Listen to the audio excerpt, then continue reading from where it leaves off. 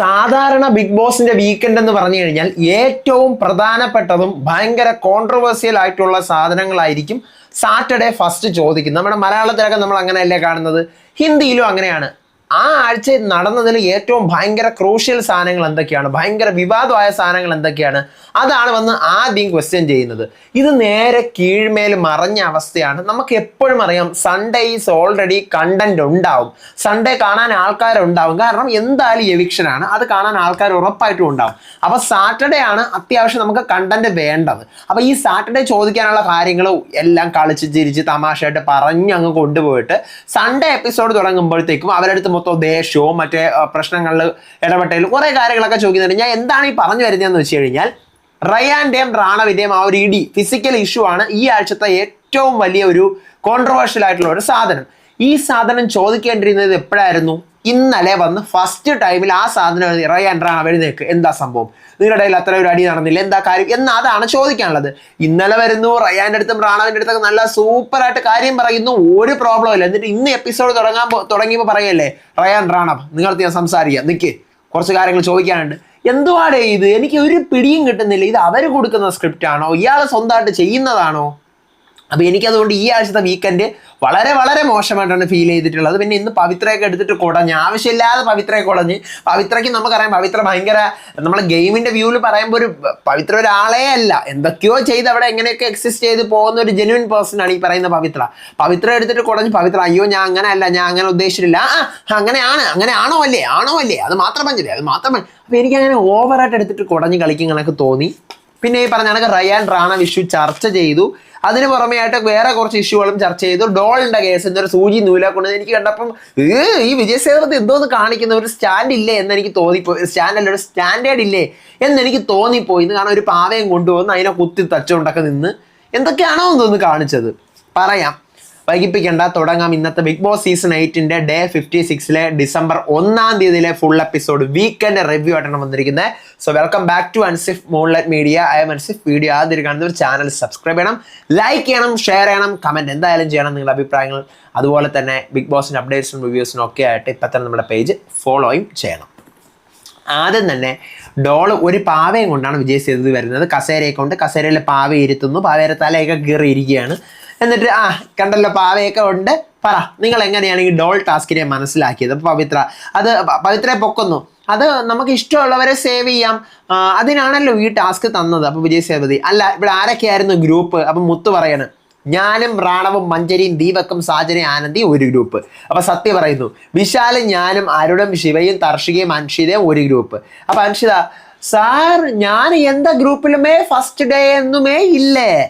അപ്പൊ തർഷിക, സാർ ഈ game actually ഈ ഗെയിം എന്ന് പറഞ്ഞു കഴിഞ്ഞാൽ നമ്മൾ സേവ് ചെയ്യാനുള്ള ഒരു മൈൻഡ് സെറ്റിലേക്കാണ് ആദ്യം നമ്മൾ എത്തിയിരുന്നത്. ഓക്കെ, ഞാൻ ആദ്യം ഈ സൗന്ദര്യയുടെ ബൊമ്മ എൻ്റെ കയ്യിൽ കിട്ടി, എൻ്റെ ബൊമ്മ ആരും എടുത്തില്ല, അപ്പം ഞാൻ എന്തിനു വില സേവ് ചെയ്യണം? എൻ്റെ ബൊമ്മ ആരും എടുത്തില്ല, പിന്നെ ഞാനെന്തിന് ബാക്കിയുള്ളവരെ കൺസിഡർ ചെയ്യണം എന്ന് എനിക്കും തോന്നിപ്പോയി.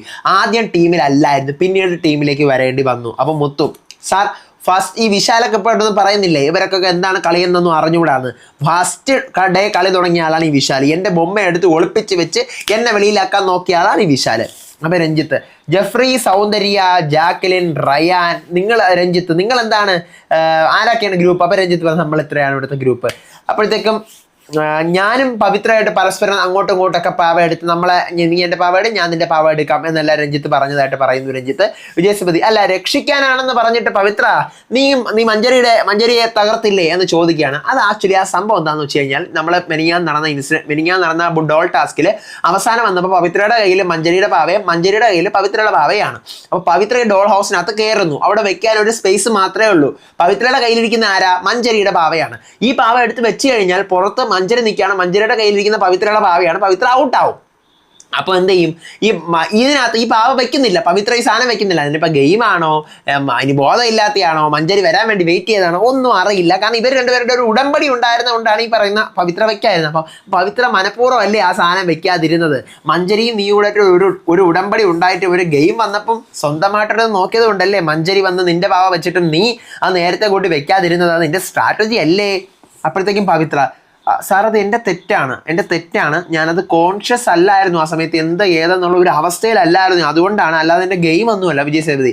അല്ല, അവിടെ പൊത്തി പിടിച്ച് വെച്ചിരിക്കുകയല്ലേ, അപ്പം വേറെ ആരും ഒരു വെക്കാനല്ല, ഒരു ഒറ്റ പാവേ വെക്കാവുള്ളൂ. നിന്റെ പാവ അവിടെ വന്നിട്ടില്ല, നിന്റെ പാവ മഞ്ചേരിയുടെ കയ്യിരിക്കുന്നത് നിനക്ക് വളരെ വ്യക്തമായിട്ടിരിക്കാൻ അറിയാൻ ചെയ്യും, നിന്റെ കയ്യിലിരിക്കുന്ന മഞ്ചേരിയുടെ പാവയാണ്. അപ്പൊ പിന്നെ നീ കാണിച്ച ഗെയിം അല്ലേ, സ്ട്രാറ്റജി അല്ലേ, അത് സ്ട്രാറ്റജി ഞാൻ തുറന്നു പറ. ഞാൻ ഒരു കയ്യടി വാങ്ങിച്ചിട്ടാണ് വന്നത്. പവിത്ര, ഞാൻ അങ്ങനെ അല്ല സാർ ചെയ്തത്, അതെൻ്റെ സ്ട്രാറ്റജി അല്ല. എനിക്ക് വെക്കണമെന്നൊക്കെ ഉണ്ടായിരുന്നു, പക്ഷെ ഞാൻ അതൊന്നും അല്ല കരുതിയത്, എൻ്റെ ഇൻറ്റൻഷൻ അതല്ല സാർ. മഞ്ജരി, നിനക്ക് എന്ത് തോന്നുന്നു? എനിക്ക് തോന്നിയ സാർ അവളുടെ ബൊമ്മയെ രക്ഷിക്കാൻ വേണ്ടിയിട്ടാണ് ഞാൻ കൊണ്ട് വെക്കുന്നവരെ മിണ്ടാതിരുന്നത്. അപ്പോൾ വിജയ് സേതുപതി, നിങ്ങൾ ഗെയിം അല്ലേ കാണിച്ചത്? ഇല്ല സാർ, ഞാൻ ഗെയിം അല്ല സാർ കാണിച്ചു. ഇപ്പം ഇതിനൊരു തീർപ്പ് വരട്ടെ, അപ്പം ഞാൻ ഈ പാവയെ തയ്ക്കാം, ഇതിനൊരു തീർപ്പ് വരുന്നവരെ എന്ന് പറഞ്ഞുകൊണ്ട് ആ തല പോയ പാവ എടുത്തുകൊണ്ട് ഈ വിജയ് സേതുപതി തയ്ക്കുന്നു. ഇതൊരു നടനല്ലേ, ഒരു ആക്ടറല്ലേ അവിടെ പോയി നിൽക്കുന്ന മക്കൾ സെൽവൻ. ഇതാണോ മക്കൾ സെൽവൻ കാണിക്കേണ്ട വേലകൾ? അത് ബിഗ് ബോസ് എന്ന് പറയുന്ന ഒരു വലിയ പ്ലാറ്റ്ഫോമിൽ ഇപ്പോൾ കിടന്ന് തയ്ക്കുന്നത്. കമൽ സാർ പണ്ട് എനിക്കിത് കണ്ടപ്പോൾ ഓർമ്മ, കമൽ സാർ കോട്ടൊക്കെ ഊരി അറിഞ്ഞൊരു സീനുണ്ട് സീസൺ 2. അയ്യോ വേണാങ്ക നീങ്ക എനക്കാക നീങ്ക വന്ന് സുമ്മാ ഇരിക്ക വേണ്ട, വായ മൂടിക്കെട്ട ഇരിക്ക വേണ്ട, അപ്പടി അങ്ങനെ പറഞ്ഞിട്ട് വലിച്ചറിഞ്ഞ സീനാണ് എനിക്ക് പെട്ടെന്ന് ഓർമ്മ വന്നത്. അപ്പോൾ വിജയ് സേതുപതി ഇരുന്ന് തയ്ക്കാനൊക്കെ തുടങ്ങുന്നു. അപ്പോൾ പവിത്ര ഒരുമാതിരി അങ്ങാവുന്നു. എന്ന് വെച്ച് കഴിഞ്ഞാൽ പവിത്ര ഒരുമാതിരി ആക്കി കളയുന്നു. പവിത്ര പറയുന്നത് ഗെയിമല്ല, ഞാൻ അറിയാതെ ചെയ്തതാണ്, പിന്നെ പറ ഗെയിമാണെന്ന് പറ, എന്നിട്ട് കയ്യടി വാങ്ങിച്ചു തരാം, പറ. വിജയ് സേതുപതി ഇങ്ങനെ പറഞ്ഞു, സാർ എൻ്റെ ഗെയിം അല്ല സാർ, ഞാനത് ചെയ്തതല്ല, ഞാൻ ചെയ്ത തെറ്റാണ്, ഞാൻ സോറി പറയുന്നു, ഞാൻ ചെയ്തത് തെറ്റാണ്. അപ്പോൾ ഇത് സമ്മതിച്ചു കൊടുക്കല്ല വിജയ് സേതുപതി. അപ്പോൾ ആനന്ദി, സാർ എൻ്റെ കേസിൽ അവിടെ ഔട്ടാവാൻ വേണ്ടിയിട്ട് വരുന്ന സമയത്ത്, ഞാൻ ഔട്ടാവാൻ പോകുന്ന ആ റൗണ്ടിൽ പവിത്ര ആ ടൈം എൻ്റെ ബൊമ്മ എടുത്തിരുന്നു, പക്ഷെ പവിത്ര പുറത്തായിരുന്നു ആ സമയത്ത് നിന്നിരുന്നത്. അപ്പോൾ അത് ഗെയിമാണോ റിയൽ ആണോ എനിക്കറിയില്ല. പവിത്ര പറഞ്ഞു, അയ്യോ സാർ അങ്ങനെ അല്ല സാർ, ഞാൻ സ്ട്രാറ്റജി അല്ല സാർ വിജയ് സേതുപതി, ഞാൻ അങ്ങനെയല്ല, ക്ലാപ്പ് വാങ്ങിച്ചു തരാനാണ്, പറ സ്ട്രാറ്റജി ആണെന്ന് പറ. അപ്പം അറിയാതെ നടന്നതാണെങ്കിലും സ്ട്രാറ്റജി ആണെന്ന് പറ. അപ്പം പവിത്ര, സാർ ഗോഡ് പ്രോമിസ് സാർ അങ്ങനെ വിചാരിച്ചാൽ സാറ് അങ്ങനെ വിശ്വസിക്കുമോ എന്ന് എനിക്കറിയില്ല. സാർ എന്താ സാർ അങ്ങനെ വിചാരിക്കുന്നത്? സാറിനത് മാറ്റുമോ എന്ന് എനിക്ക് അറിഞ്ഞുകൂടാ. അപ്പം എനിക്ക് ഔട്ടായാലും എനിക്ക് ഇവിടെ നിന്ന് ഔട്ടായാലും എനിക്ക് കുഴപ്പമില്ല സാർ, ഞാൻ അങ്ങനെ അല്ല സാർ കരുതിയിരിക്കുന്നത്. വിജയ് സേതുപതിക്ക് അണ്ണാക്കിൽ അടിച്ചൊരടി കിട്ടിയാണെന്നാണ് എനിക്ക് ഫീൽ ചെയ്തത്. കാരണം ഒരാളെ ചൊറിയാം, ഹോസ്റ്റ് ആയാലും എന്തായാലും ഒരാളെ ചൊറഞ്ഞ് അവര് പറയുന്നു അതല്ല പറയുന്നു. ഓക്കെ, ഒരു തവണ ചോദിക്കാം, 5 തവണ ചോദിക്കാം, 10 തവണ ചോദിക്കാം. ഈ സംഭവം തന്നെ ഇരുന്ന് പവിത്ര പറ ഗെയിമല്ലേ, അവസാനം പവിത്ര, സാർ അങ്ങനെ വിചാരിക്കുന്നത് എനിക്ക് അറിഞ്ഞുകൂടാ, സാർ എന്താണ് വിചാരിക്കുന്നത് എനിക്ക് അറിഞ്ഞൂടാ, ഞാൻ പറയുന്നത് നിങ്ങൾ കാര്യമായിട്ട് എടുക്കുമെന്നും എനിക്ക് അറിഞ്ഞുകൂടാ, അത് എൻ്റെ ഗെയിം അല്ല, എനിക്ക് തെറ്റ് പറ്റിയതാണ്, ഞാൻ ഇവിടെ നിന്ന് ഔട്ടായാലും എനിക്ക് കുഴപ്പമില്ല എന്ന് പവിത്ര പറഞ്ഞു. ഞാൻ അന്നേരം ചോദിച്ച് വാങ്ങിക്കാൻ പോയി, കണക്കായി പോയി എന്നുള്ള മൈൻഡായിരുന്നു എനിക്ക്. കാരണം ഇന്നലെ സാജനെ തിരികെ സാജനയുടെ കയ്യിരിക്കണ മുഴുവൻ കേട്ട്, സാറിൻ്റെ അടുത്ത് വല്ല ദേഷ്യം ഉണ്ടാകുന്ന സാധന ചോദിച്ച്, ഇന്ന് പവിത്രയുടെ കയ്യിൽ നിന്നും കേട്ട്. അപ്പം അങ്ങനെ അതും കൊള്ളായിരുന്നു. അപ്പം വിജയ് സേതുപതി ഇപ്പം എന്തിനാണ് പവിത്ര ഇപ്പം ഔട്ടാവുന്ന കേസൊക്കെ പറയുന്നത്? അപ്പം ഞാൻ ഗെയിം വ്യൂവിലല്ലേ പറഞ്ഞത് എന്നൊക്കെ പറഞ്ഞു. എന്നിട്ട് പവിത്ര കണ്ണ് നിറയുന്നു, ഭയങ്കര കണ്ണ് നിറഞ്ഞ് പവിത്ര അങ്ങ് ഇരിക്കുവാണ്. പറഞ്ഞെങ്കിലും പവിത്ര അവിടെ ഇരിക്കുന്നു. വിജയ് സേതുപതി, അൻഷിത, ജാക്ലിൻ, നിങ്ങൾ രണ്ടുപേരും സൂപ്പറായിട്ട് നിന്നു. അപ്പം രണ്ടുപേരും വിട്ടുകൊടുക്കാതെ നിന്നു. ജാക്ലിൻ ഒരു കമ്മിറ്റ്മെന്റ് കാണിച്ച് ആ കമ്മിറ്റ്മെന്റിനെ വിജയിപ്പിച്ചു കൊടുത്തു. മഞ്ജരി കൂടെ നിന്നു, ലാസ്റ്റ് വരെ നിന്നു. അപ്പൊ ജാക്ലിൻ, അൻഷിത സേവായി, മഞ്ജരിയും സേവാക്കി, അവരെ 3 സേവാക്കുന്നു. ദെൻ വിജയ് സേതുപതി ബ്രേക്ക് കഴിഞ്ഞ് വന്നിട്ട്, ജാക്ലിൻ നിങ്ങൾ പറഞ്ഞ ഒരു കാര്യത്തിൽ ജാക്ലിൻ അൻഷിതയും കൂടി ആ ഒരു ഇതൊക്കെ എടുത്ത് പ്രൊട്ടസ്റ്റ് ഒക്കെ എടുത്ത് അവിടെ ഇരുന്നു. അതിനുശേഷം ഗെയിം കഴിഞ്ഞതിന് ശേഷം ആ ടാസ്ക് എൻഡ് ആയതിനു ശേഷം പിന്നെ എന്തിനാണ് അൻഷിത ഒരു ദേഷ്യം ഈ പറയുന്ന ജാക്ലിനോട് കാണിച്ചത്? ആ പാവ കൊണ്ട് നീ വെച്ചതിന് ശേഷം പിന്നെ എന്തിനു ദേഷ്യം കാണിച്ചത്? അൻഷിത പറഞ്ഞത്, സാർ ഞാൻ ജാക്ലിനോട് ഫസ്റ്റ് ഒരു ഉടമ്പടി പറഞ്ഞിരുന്നു, അപ്പൊ ആ ഒരു ഉടമ്പടി അനുസരിച്ചിട്ടല്ല. അപ്പം ഞാൻ ജാക്ലിനോട് പറഞ്ഞിരുന്നു, ജാക്ലിൻ നീ കൊണ്ടുപോയി വെക്ക് ദീപകണ്ണൻ്റെത്, ഞാൻ നിനക്ക് വേണ്ടി നിന്നോളാം എന്ന് പറഞ്ഞിരുന്നു. എന്നിട്ടപ്പം അവൾ ആ ഉടമ്പടി പറഞ്ഞ് പിന്നീട് ഇപ്പൊ ഇത്രയും അൻഷിത പറഞ്ഞിരുന്നതേ ഉള്ളൂ. അപ്പൊ വിജയ് സേതുപതി സംസാരിക്കാൻ സമ്മതിക്കുന്നില്ല. കാരണം ഈ സാധനം അൻഷിതയുടെ ഭാഗത്താണ് ന്യായം ഉള്ളത്, ജാക്ലിന്റെ ഭാഗത്ത് ന്യായം ഉണ്ട്. ഞാൻ ഫസ്റ്റ് ഡേ പറഞ്ഞിരുന്നു, റിവ്യൂ ചെയ്ത സമയത്ത് ഞാൻ പറഞ്ഞു, എന്തിനാണ് അൻഷിത ഗെയിം കഴിഞ്ഞതിന് ശേഷം ഇങ്ങനെ പറയുന്നത്? സെക്കൻഡ് ഡേ ഞാൻ അത് തിരിച്ചു പറഞ്ഞു. അങ്ങനെ പറയേണ്ട കാര്യം എന്താണ്? ജാക്ലിൻ ആദ്യം ഒരു ഉടമ്പടി അൻഷിതയായിട്ട് വെച്ചു, എന്നിട്ട് മഞ്ജരി പറയുകയാണെങ്കിൽ ഞാൻ ഇത് കൊണ്ടുവെക്കാന്ന് പറഞ്ഞിട്ട് മഞ്ജരി പറഞ്ഞിട്ടും കൊണ്ടുവച്ചില്ല. അപ്പൊ അതിന്റെ ദേഷ്യമാണ് അൻഷിതയ്ക്കുള്ളത്, അത് പൊട്ടിച്ചേണമെന്ന് ഞാൻ പറഞ്ഞിരുന്നു. ഈ സാധനം വിജയ് സേതുപതി എടുത്ത് കൺവേ ചെയ്യാൻ അൻഷിത ശ്രമിക്കുമ്പോൾ അതിനെ വിജയ് സേതുപതി സംസാരിക്കാൻ ശ്രമിക്കുന്നത്. എന്താണ് പ്രശ്നം? അല്ല, അവർക്ക് വേണ്ടി സംസാരിക്കണമായിരുന്നു, അപ്പൊ എന്താണ് ചെയ്യേണ്ടിയിരുന്നത് അൻഷിത? പറയൂ എന്നൊക്കെ പറഞ്ഞാൽ അൻഷിത മണ്ടയിലോട്ട് കയറാൻ പോവാണ്. അൻഷിത മലയാളി ആയതുകൊണ്ട് തമിഴ് അധികം അറിഞ്ഞുകൂടാത്ത ആയതുകൊണ്ടും ഒന്നും പറഞ്ഞില്ല. ഇല്ലെങ്കിൽ വിജയ് സേതുപതിക്ക് അൻഷിതയുടെ വായിന്ന് കൂടെ കുറെ കിട്ടിയേനെ. ഒരുവിധം തയ്ച്ചക്ക ഡോള് തച്ചുകൊണ്ടിരിക്കുകയാണ്, സംസാരിക്കുന്നു, പാവ തയ്ക്കുന്നു, അങ്ങനെ തച്ച് ഒരുവിധം പാവയൊക്കെ തച്ച് തീർന്ന് ബ്രേക്ക് എടുത്ത് പോകുന്നു. പവിത്ര ഭയങ്കര വിഷമിച്ചിരിക്കുകയാണ്. ബ്രേക്ക് കഴിഞ്ഞ് വന്നിട്ട് റാണവ്, റയാൻ, മുത്തു, ജെഫ്രി എഴുന്നേക്ക്, നിങ്ങളുടെ ഇടയിൽ എന്താണ് അടി, പ്രശ്നം പറയൂ. അപ്പോൾ റാണോ പറയാണ്, ഞാൻ പിന്നെ ജെഫ്രിയെ ടൈറ്റായിട്ട് ഹോൾഡ് ആക്കി, എനിക്ക് ആ സമയം അറിയില്ലായിരുന്നു, പിന്നീടാണ് ഞാൻ അതിനെക്കുറിച്ച് മനസ്സിലാക്കിയത്. അപ്പോൾ വിജയ് സേതുപതി നിങ്ങളിപ്പോൾ അങ്ങനെയൊക്കെ പറഞ്ഞു കഴിഞ്ഞാൽ ഇനിയിപ്പോൾ എന്തോ ദിവസം ക്വസ്റ്റ്യൻ ചോദിക്കാൻ നിർത്തരുത്, മനസ്സിലാക്കിയായിരിക്കും അവിടെ ഇരിക്കുന്നത്, എന്താണ് അവിടെ നടന്നത്, അങ്ങോട്ട് വരുന്നു. അപ്പൊ ജെഫ്രി, സാർ ഞാൻ പറഞ്ഞു വിട് തന്നെ പറഞ്ഞിട്ട് വിട്ടില്ല. അവസാനം റയാൻ വന്നിട്ട് ഞാൻ പറയുന്നത് വരെ കേൾക്കാതെ ഇരുന്നു. റയാൻ വരെ വന്ന് അവസാനം പിടിച്ചു മാറ്റി നോക്കി പറയാൻ ഞാൻ അതിനകത്ത് കയറിയോ, എനിക്ക് ഓർമ്മയില്ലല്ലോ. അപ്പം ജെഫ്രി, സാർ റാണവനെ ഭയങ്കരമായിട്ട് വന്ന് ഇറുക്കി. അപ്പം ഞാൻ റയാനെ, മുത്തു, സത്യ എല്ലാവരെയും കിടന്ന് വിളിച്ചപ്പോഴാണ് റയാൻ വന്ന് പിടിച്ചു മാറ്റാൻ നോക്കിയത്.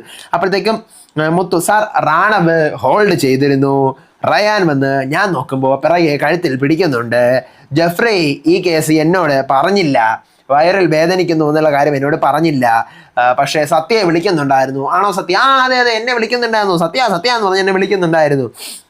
അപ്പോൾ റാണവ്, സാർ ആ ടൈമിൽ എനിക്ക് അറിഞ്ഞുകൂടാ സാർ ഞാൻ എന്താണ് ചെയ്തത്, ഞാൻ ചെയ്ത് തെറ്റായിരിക്കാം. ഓക്കെ, പിന്നെ എൻ്റെ കഴുത്തും കൂടെ വേദനിച്ചിരിക്കുകയായിരുന്നു. അപ്പോഴാണ് ഈ റയാൻ വന്ന് ഇങ്ങനെ പിടിക്കുകയോടെ ചെയ്തത്. അപ്പോൾ അരുൺ, സാർ എനിക്കെന്താ നടന്നു വെച്ച് കഴിഞ്ഞാൽ എനിക്കറിയത്തില്ല.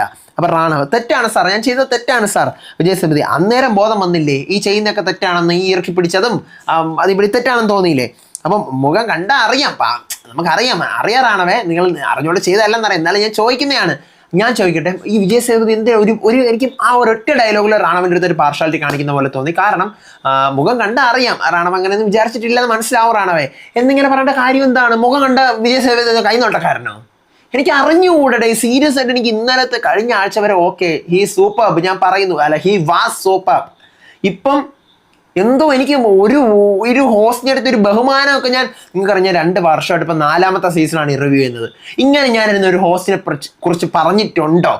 കമൽഹാസൻ സാറിനെ കുറിച്ച് ഞാൻ പറഞ്ഞിട്ടില്ല, ലാലേട്ടനെ കുറിച്ച് പറഞ്ഞിട്ടില്ല, സൽമാൻ സാറിനെ കുറിച്ച് പറഞ്ഞിട്ടില്ല.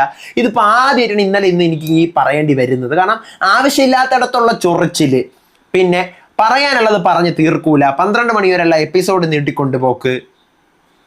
എന്താണിത് വിജയ് സേതുപതി സാർ താങ്കൾ കാട്ടുന്നത്? കാരണം ഇന്നിപ്പോൾ റാണവിൻ്റെ പറയുന്നു, റാണവെ നിന്റെ മുഖം കണ്ടാൽ അറിയാം നീ അങ്ങനെയൊന്നും ചെയ്തിട്ടില്ലെന്ന് അറിയാം. എന്നിരുന്നാലും ഓഡിയൻസിന് കേൾക്കാൻ വേണ്ടി പറ. മുഖം കണ്ടു കഴിഞ്ഞാൽ മുഖം കണ്ടിട്ട് മനസ്സിലാക്കാമെന്ന് പറഞ്ഞു കഴിഞ്ഞാൽ ഇപ്പം പിന്നെ പവിത്ര കരഞ്ഞതും ഈ സാജന കരഞ്ഞതും ആ മുഖം കണ്ടു കഴിഞ്ഞാൽ മനസ്സിലാക്കാമെന്ന് എന്തുകൊണ്ട് പറയുന്നില്ല? എന്തുകൊണ്ട് ഒരാൾക്ക് പാർഷ്യാലിറ്റി എന്ന് പറഞ്ഞാൽ ഒരാളുടെ മേൽ കാണിക്കാതിരുന്നുകൂടെ? ദൈവം കരുതി എന്തിനാണ് ഈ പാർഷ്യാലിറ്റി കാണിക്കുന്നത്? വല്ല ആവശ്യം ഉണ്ടായിരുന്ന റാണവിൻ്റെ അടുത്ത് ആ ഒരു ഒറ്റ ഡയലോഗ്, റാണവിൻ്റെ മോൻ കണ്ടാൽ അറിയാം റാണവ് ഒന്നും ചെയ്തിട്ടില്ല, റാണവ് എന്തായാലും പറ, എക്സ്പ്ലനേഷൻ പറ. എൻ്റെ കാര്യം എന്താ? റാണവിൻ്റെ മോൻ കണ്ട് തിരിച്ചറിയാൻ ആരാ കൈനോട്ടക്കാരനാണോ വിജയ് സേതുപതി? അതാണ് ഞാൻ ചോദിക്കുന്നത്. ഓക്കെ പോട്ടെ, എന്തോ ആവട്ടെ, അത് വിജയ് സേതുപതിയുടെ കാര്യം. അപ്പോൾ അരുൺ പറയാണ്, സാർ ജെഫ്രി ആ സമയത്ത് ഇങ്ങനെ ഇടിച്ചിരുന്നു, ഇങ്ങനെ കൈമുട്ട് വെച്ച് ഇടിച്ചിരുന്നു. അപ്പോൾ റയാൻ, തെറ്റാണ് സാർ, ഞാനും ചെയ്തത് തെറ്റാണ്. വിജയ് സേതുപതി, ഓക്കെ തെറ്റാണെന്ന് മനസ്സിലായല്ലോ, ഇറക്കി പിടിച്ചൊക്കെ തെറ്റാണെന്ന് മനസ്സിലായല്ലോ. അപ്പോൾ മഞ്ജരിയെ പിന്നെ പോയി ഇറക്കി പിടിച്ച എന്തിനാ പറയാൻ? തെറ്റാണ് സാർ, തെറ്റാണ്. പക്ഷെ എനിക്ക് റയാന് ഇത്തിരി ഒരു ഇത് തോന്നി. കാരണം റയാൻ റയാൻ്റെ ഭാഗത്തുനിന്ന് പറ്റിപ്പോയി. റയാൻ മിണ്ടാതെ നിൽക്കുന്നുണ്ട്. വിജയ് സേതുപതിയുടെ കലക്കൽ പരിപാടി നടന്നില്ല. എന്ത് ചോദിച്ചപ്പോഴേ റയാൻ തെറ്റാണ് സാർ. വിജയ് സേതുപതി കലക്കാൻ നോക്കിയിട്ട് ഒന്നും നടന്നില്ല. അപ്പോൾ റയാൻ, സാർ റാണവിനോട് ഞാൻ എന്താ പറയുക, പിന്നീട് ചോദിക്കാൻ വേണ്ടി ടാസ്ക് കഴിഞ്ഞിട്ട് ചോദിക്കാൻ വേണ്ടി പോയി വഴക്കുണ്ടാക്കാൻ പോയി. അപ്പോഴത്തേക്കും വഴക്കുണ്ടാക്കാനാണോ പോയത്? മനസ്സിലായി, വഴക്കുണ്ടാക്കാനാണല്ലേ പോയത്. ഇങ്ങനെയാണല്ലേ വഴക്കുണ്ടാക്കുന്നത്, കോളറിലൊക്കെ പിടിച്ചിട്ട്. അപ്പോഴത്തേക്ക് വിജയ് സേതുപതി, കളി കഴിഞ്ഞില്ലേ? അപ്പം മഞ്ജരി സ്പോർട്ടീവായിട്ട് തന്നെ എടുക്കാം. മഞ്ജരി സ്പോർട്ടീവായിട്ട് എടുത്തത് കൺഗ്രാറ്റ്സ്. അപ്പം ഇതെല്ലാവർക്കും ഒരു വാണിംഗ് ആണ്. ഇനി ആവർത്തിക്കരുത്. ഇനി ആവർത്തിച്ച് കഴിഞ്ഞാൽ അവിടെ ഡിസ്കസ് ചെയ്യേണ്ട കാര്യമൊന്നും വരത്തില്ല, എല്ലാവരും പിടിച്ച് വെളിയിലാക്കും എന്ന് പറയുകയാണ്. ദെൻ അടുത്ത് ഇവിടെ എന്താ ഒരു ഗ്യാങ്, മിഡ് നൈറ്റിൽ ബിരിയാണി വെക്കുന്ന ഒരു ഗ്യാങ് ഉണ്ടല്ലോ. ആരൊക്കെയാണത്? അപ്പം അരുൺ, ആനന്ദി, സത്യ, വിശാൽ, തർഷിക, അൻഷിത, സാച്ചൻ എല്ലാവരും നിൽക്കുന്നു. വേറെ ഒന്നുമല്ല, ഇവർ രാത്രി എല്ലാവരും ഉറങ്ങിക്കഴിഞ്ഞിട്ട് ബിരിയാണി ഒറ്റയ്ക്ക് വെച്ച് തിന്നുന്നു. ഇതാണ് സംഭവം. അപ്പോൾ അതിനെക്കുറിച്ചൊക്കെ ചോദിക്കുന്നു. അപ്പോഴത്തേക്കും വിജയ് സേതുപതി പറയുന്നത് എപ്പിസോഡിലില്ല, 24/7 ഉള്ളൂ ഈ കേസ്. ഓഡിയൻസിൻ്റെ അടുത്ത് പറയുകയാണ്. അപ്പം ഇവർ ബിരിയാണിയൊക്കെ വെച്ച് തിന്നുന്നുണ്ട്, അപ്പോൾ അങ്ങനെ ചെയ്യരുത് ഇനി, ബാക്കിയുള്ളവർ കൂടെ എല്ലാവർക്കും കൂടെ ഉള്ള റിയാക്ഷനാണ് എന്നെല്ലാം പറയുന്നു. അത് നിസ്സാര ഒരു ടോപ്പിക്കാണ്, അത് കളയുന്നു. അതിനുശേഷം സത്യ, വിശാൽ, റയാൻ സേവാക്കുന്നു. ദെൻ എല്ലാ കാര്യങ്ങളും ഓർത്തിരിക്കാൻ പറഞ്ഞിട്ട് നേരെ എവിക്ഷനാണ്. എവിക്ഷൻ വേറെ ഒന്നുമല്ല, ഇനി ബാക്കിയുള്ളത് ആനന്ദി, സാജന, രഞ്ജിത്ത്, ശിവ, ഇവർ 4 പേരുമാണ്. ആര് പോകും എന്നെല്ലാം പതിവ് ക്വസ്റ്റ്യൻസ് ചോദിക്കുന്നു. ആനന്ദി പറയുന്നു ശിവ പോകും, സാജന പറയുന്നു ഞാൻ അല്ലെങ്കിൽ ശിവ, രഞ്ജിത്ത് പറയുന്നു ഞാൻ അല്ലെങ്കിൽ ആനന്ദി, ശിവ പറയുന്നു രഞ്ജിത്ത്. ഇത്രയാണ് എവിക്ഷൻ. ആക്ടിവിറ്റി ഏരിയയിൽ വരണം. ആക്ടിവിറ്റി ഏരിയയിൽ നമ്മുടെ ഈ ഇപ്പം ഞാൻ ശ്രദ്ധിച്ചൊരു കാര്യം, ഓരോ ആഴ്ചയും എങ്ങനെയാണ് അപ്പോഴത്തെ വീക്കിലി ടാസ്ക്, അതിനനുസരിച്ചിട്ടാണ് എവിക്ഷൻ വരുന്നത്. ഇപ്പൊ കഴിഞ്ഞ ആഴ്ചയാണെങ്കിൽ നമ്മുടെ രാജാറാണിയായിരുന്നു. അപ്പൊ ആ രാജാറാണിക്ക് അനുസരിച്ചിട്ടുള്ള ഒരു പടയോട്ടം, ഒരു പടച്ചട്ടയും വാളിങ്ങനെ വലിച്ചു വരുമ്പോഴായിരുന്നു എവിക്ഷൻ പ്രക്രിയ. അതിന് മുന്നത്തെ ആഴ്ച എങ്ങനെയായിരുന്നു, നമ്മുടെ സ്കൂൾ ടാസ്ക് ആയിരുന്നു. സ്കൂൾ ടാസ്ക് ആകുമ്പോൾ സ്കൂളിന് റിസൾട്ട് വരും പോലെ.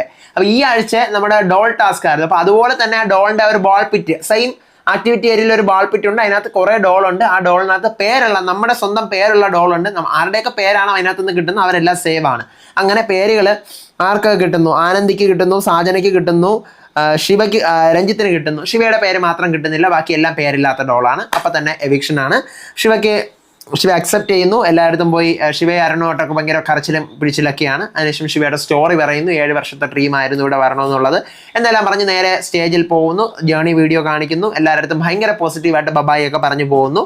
അതിനുശേഷം വിജയ് സേതുപതി, ശിവയെന്ന് ബിഗ് ബോസിന് പറ്റിയൊരു മെറ്റീരിയൽ ആണെന്ന് എനിക്ക് പേഴ്സണലി തോന്നിയിട്ടേ ഇല്ല. സാധാരണ ഇപ്പൊ ഏത് ലോ കണ്ടസ്റ്റന്റ് പോയി കഴിഞ്ഞാൽ എനിക്ക് പേഴ്സണലി അയ്യോ ഇനിയിപ്പോൾ ഇവരില്ലാതെ എങ്ങനെയായിരിക്കും അടുത്ത വീക്ക് എന്ന് എപ്പോഴും ഞാൻ തോന്നാറുണ്ട്.